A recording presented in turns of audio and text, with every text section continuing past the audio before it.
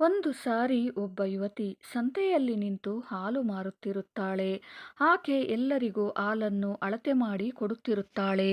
ಅಲ್ಲಿ ಹಾಲು ಮಾರುತ್ತಿದ್ದ ಯುವತಿಯ ಬಳಿ ಅದೇ ಸಮಯಕ್ಕೆ ಒಬ್ಬ ಯುವಕನು ಅಲ್ಲಿಗೆ ಬರುತ್ತಾನೆ.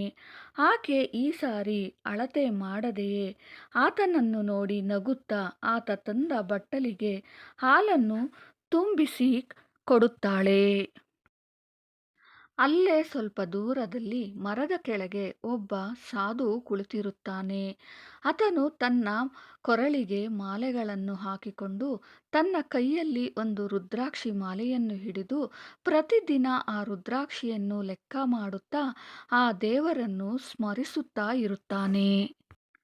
ತುಂಬ ದಿನಗಳಿಂದ ಅಲ್ಲಿ ಹಾಲು ಮಾರುತ್ತಿದ್ದ ಆ ಯುವತಿಯನ್ನು ಗಮನಿಸುತ್ತಿದ್ದ ಆ ಸಾಧುವು ಒಮ್ಮೆ ತನ್ನ ಪಕ್ಕದಲ್ಲಿದ್ದ ಒಬ್ಬ ವ್ಯಕ್ತಿಯನ್ನು ಕೇಳುತ್ತಾನೆ.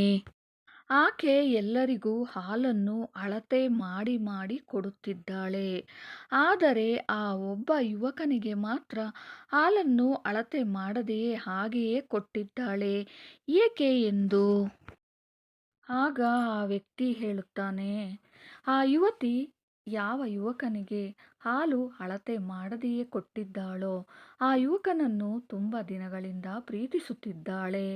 ಪ್ರೀತಿಸುವವರನ್ನು ಕೂಡ ಲೆಕ್ಕ ಹಾಕಿ ಪ್ರೀತಿಸುತ್ತೀರಾ ಎಂದು ಹೇಳುತ್ತಾನೆ.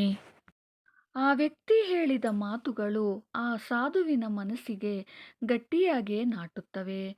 ಆತನು ಅಂದುಕೊಳ್ಳುತ್ತಾನೆ, ಒಬ್ಬಳು ಹಾಲು ಮಾರುವ ಯುವತಿ ತಾನು ಪ್ರೀತಿಸುವ ವ್ಯಕ್ತಿಗೆ ಯಾವುದೇ ಅಳತೆ ಇಲ್ಲದೆ ಹಾಲನ್ನು ಕೊಡುತ್ತಿದ್ದಾಳೆ. ಆದರೆ ನಾನು ಮಾತ್ರ ನನ್ನ ದೇವರ ವಿಷಯದಲ್ಲಿ ಒಂದೊಂದೇ ಮಣಿಯನ್ನು ಲೆಕ್ಕ ಹಾಕಿ ದಿನಾಲೂ ಆರಾಧಿಸುತ್ತಿದ್ದೇನೆ. ಪ್ರೀತಿಯಲ್ಲಿ ಯಾವಾಗಲೂ ಲೆಕ್ಕ ಇರಬಾರದು ಎಂದುಕೊಂಡು ತನ್ನ ಕೈಯಲ್ಲಿದ್ದ ರುದ್ರಾಕ್ಷಿ ಮಾಲೆಯನ್ನು ದೂರಕ್ಕೆ ಎಸೆದು ಬಿಡುತ್ತಾನೆ. ಆದ್ದರಿಂದ ಲೆಕ್ಕ ಹಾಕಿ ಎಂದಿಗೂ ಪ್ರೀತಿಸಬೇಡಿ.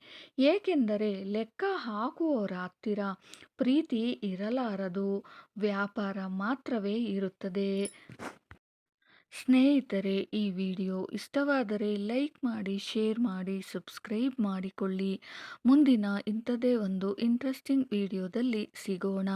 ಈ ವಿಡಿಯೋ ನೋಡಿದ್ದಕ್ಕಾಗಿ ಹೃದಯಪೂರ್ವಕ ಧನ್ಯವಾದಗಳು.